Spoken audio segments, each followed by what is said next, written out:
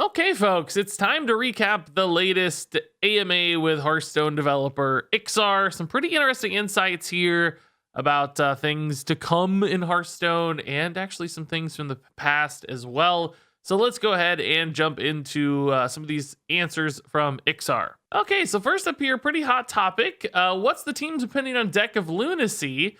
Was the deck people are playing intended, and was there a worry about cards with random pools being extremely good post rotation? So the idea here, a lot of people hating on deck of Lunacy because it's a little bit too consistent in its randomness. In other words, yes, of course, it's randomly generating spells, but there are certain spell breakpoints like 6 mana, for instance, where there's just a ton of card draw because there aren't very many spells in rotation right now with both the smaller core set and only 4 expansions in rotation. It's just like a ton of card draw at 6 and only like 1 9 mana spell and a couple 10 mana spells, and all these things start to play together to give deck of Lunacy way more consistency than you might expect or indeed intend. And Iksar replies, the biggest worries are usually old decks aren't going to change much and the game will feel the same as it did the previous month. That didn't come true. Honestly, had less of a chance of becoming true than any set ever. But was still a worry, and that's, of course, because the core set changed up everything. You see artifacts of it with things like Pinflinger, Ticketus. Not sure if we will address either of those cards, but if there's going to be a hot topic post-expansion, you'd rather it not be the same old cards. Mage and Paladin, both a little higher power than expected. Random generation being higher quality on average was a known thing, talked about for a while. We are starting to assign more power and balancing to random generation as a result. So in other words, for future cards or perhaps balance changes, because of that consistency, maybe those cards will have less stats or cost a little bit more, counterbalancing that aspect of their consistency and their randomness. Left over from previous sets, cards like Jandis and Lunacy didn't feel they warranted changing preemptively, but are definitely types of cards we've been keeping a close eye on to see how the random pool quality affects their power level. And it certainly seems like, anecdotally and actually based on some data, Lunacy has an insane early game win rate when played, and a great mulligan win rate, of course. And of course, Jandis feels really strong too. Generally speaking, Lunacy's not the kind of deck-defining card we're happy about being tier 1. So if it's defining the meta in any real capacity, it's a clear target for change. And I think at this stage, it is indeed both tier 1 and certainly redefining the meta in many people's eyes. So I think this is pretty much soft confirmation that deck of Lunacy will be getting nerfed. Probably next week they'll announce it or whatever. And Jandis seems like it might be a target, and they didn't, they mentioned Pinflinger and Ticketus. Those seem like less likely, but also they got mentioned, and that's worth something. That's noteworthy that they got mentioned, so I wouldn't be shocked if these get addressed either. And the idea really here with this is, cards that are random or really disruptive, like Ticketus, for instance, they're okay if they're only seen in moderation, right? Like, they feel bad to play against, but if it's 1 in 10 games, yeah, people can kind of get on with their day. It's when you start seeing these cards game after game after game because they're both high tier and really fun for other people to play, that's when they become really frustrating and really warp people's experiences into the negative. So if you see Ticketus 3 straight games, you're like, oh my god, or the same for deck of Lunacy. And that's why you have to have this tenuous balance between these super fun cards like Ticketus and Lunacy and how popular they are. It's a hard one to maintain, but you got to have a world where people can enjoy not playing these cards while also enjoy playing these cards. And I think right now Lunacy's pushed a little too far in the wrong direction, swung too hard into the ruining other people's days more than it's making the people playing it have fun. So I agree that it probably needs an adjustment here, but hopefully we can do it without totally killing the deck or, killing Mage as a class. Just needs a tweak. All right, so speaking of balance here, we also got this here. What are the early meta surprises for the team?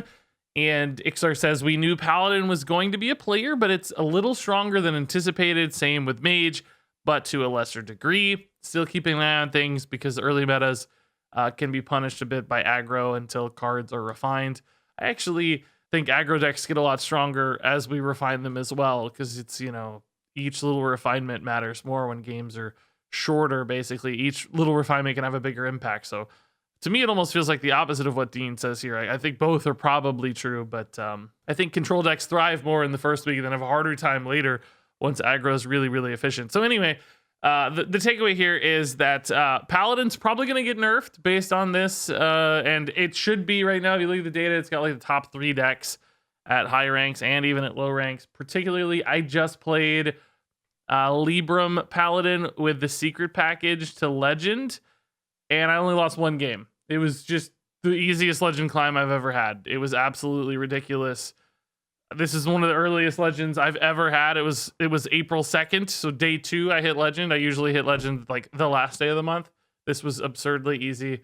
So yeah, Libram Paladin of some kind needs a nerf, or some package of Paladin. Maybe it's the weapon, then do secret weapon. Maybe it's something with Librams, but that whole core of Paladin is a little bit too strong, and it seems like Iksar recognizing that as well. So this is an interesting little read. Basically here, Iksar discusses ideas that haven't really taken off, but he really likes, and one of which is an AI ladder.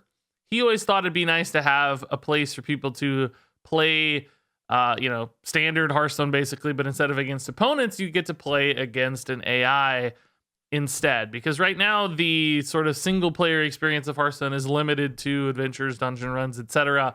But there's no great way necessarily to use your collection and sort of simulate the deck building experience that people have on ladder. And you know what? I think that would be really cool, actually. I think there's a ton of people who have ladder anxiety or PvP anxiety.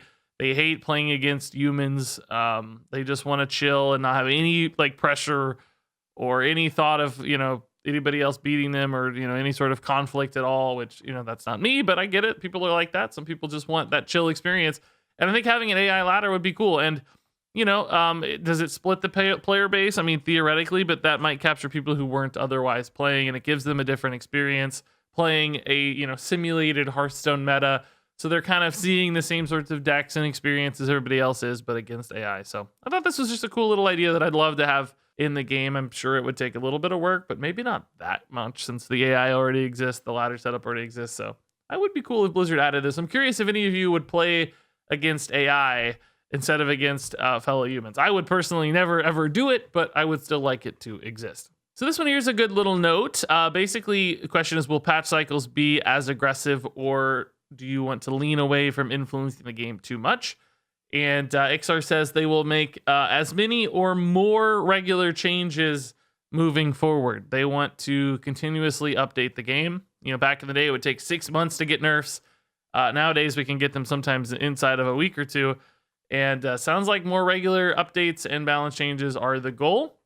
So I love it. And this is noteworthy too that, they don't want to totally kill decks. They basically want to minimally adjust them so that they're still playable, and, you're not having too big of a shock to a deck's strength, but, adjusting it, tweaking it in small ways to make it much healthier. I think those are both fantastic philosophies moving forward. So this is a cool little insight. I don't know that this addressed the question exactly, but it was still a really cool answer design-wise. And Iksar basically talks here about the fact that they have to force themselves to make high mana cards because we always end up balancing things earlier and earlier in the game. High mana cards these days are either unplayable or have to make such a drastic impact that they swing games wildly. It's hard to hit that sweet spot. It's that famous, like, this card's too slow, we always say when reviewing these higher cost cards. So I totally understand that. And that can certainly have an impact on things like 10 mana and 9 mana pools.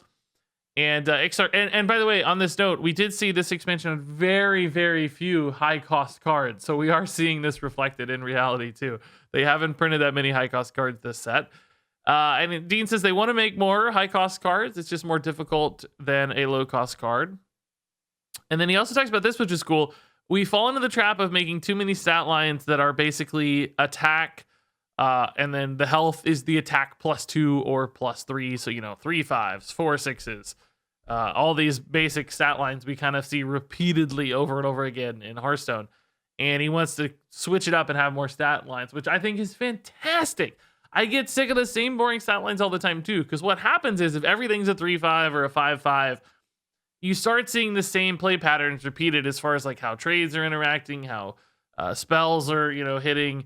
And if you move things around and create more interesting stat lines, right? Like what's a 2-9? What's an 8-3 as he puts it, right? What's a 6-1? These weird stat lines can really start to shift how cards are impactful. Like, you know, a 6/1, for instance, right? It's like, oh man, it dies so easily. Can we give it some kind of crazy powerful effect to balance that? And you start getting into more interesting design worlds with crazy stat lines. So I totally hope that this happens.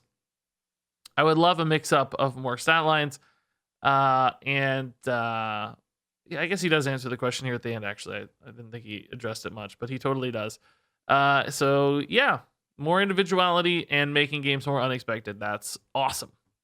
So this is cool. The question was, will we be able to see our friends' profiles and achievements in the future? Hearthstone needs some more social features. And Iksar says, yeah, agreed. Social's the best large project post Mercenaries. So they're still working on Mercenaries, the new game mode, which sounds like it's going to be very different and very big. So I get how much time is going into it.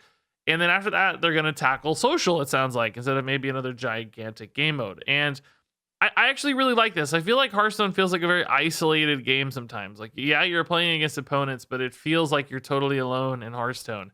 I would love to see things like, you know, guilds basically in Hearthstone, where, you know, not only are you just like in some arbitrary guild friend list, but maybe you're doing things collectively together. There are guild-based achievements or rewards, you know, the average rank of the guild and like a leaderboard for guilds. All these sorts of things would be super awesome to have in Hearthstone. Even like really crappy mobile games have these guild systems and all these little achievements and challenges and boss fights and these crazy things you do with your guild. I think that would go a long way in Hearthstone to make it feel more alive and make you feel more connected to everybody. So here's our last answer, I think, of interest, and there are a few I didn't cover that weren't quite as intriguing, but this is a very, very insightful look back here from Dean. And he said, and the question was from Dog, asking about basically design failures and highs. And Dean says, definitely had some design failures. As for expansions, my first sets as lead were Kobolds, Witchwood, Boomsday, and Rosticons. You can pretty clearly see some of that failure. I was new, wanted to push the boundaries of power and synergy, saw the results, and pulled back way too hard. And you can see that, right? Kobolds and Witchwood were both just obscenely powerful expansions. Kobolds had like 1 million cards nerfed. Witchwood had, of course, Baku and Gin just totally destroy the meta as far as I'm concerned, and Shutterwalk, frankly, as well. And then you see that pulled back so hard in Rosticons, historically one of the weakest expansions we've ever had. I mean, maybe second weakest to only the Grand Tournament, and that's probably even a close one as well. Rosticons had almost zero impact. So Dean, recognizing that he maybe swung the pendulum a little too far, pushed it a little too hard early, and then pulled back a little too much for Rosticons. I think that's a great reflective insight on yourself and your design theory. And I have to say, it has been much, much tighter since then too, right? Like, it feels like, yes, of course, we have some power creep. Things are, you know, there's strong cards that come out, but I don't think we've had any like wildly inconsistent swings between expansions, right? They've all felt relatively strong and good lately, as opposed to just like absolutely terrible and just like completely taking over everything, as we saw sometimes in the past. And then one additional insight here, kind of a secondary thought. He mentions having some regrets about not putting enough emphasis on making the game easy to come back to. It can be such a huge sink of your money and time to want to come back. And with such a big focus on feature development, I think we lost a lot of the audience who poked their heads back in. 100%. I've said this 1,000 times. Hearthstone, not only too expensive, but once you're out of the system and once you're gone, they made it like impossible to come back in, because you feel like you're so far behind on cards. You got to dump a ton of money in to even remotely catch back up. And they've certainly taken some strides to fix that, right? The core set's one big move. Like, you just get all those cards now ready to go. The kind of free deck you get when you've been gone for a while is a nice step as well. So I think that's another great reflection there. And hopefully those are things we see double down on, and we see the game be even easier to get back into in the future.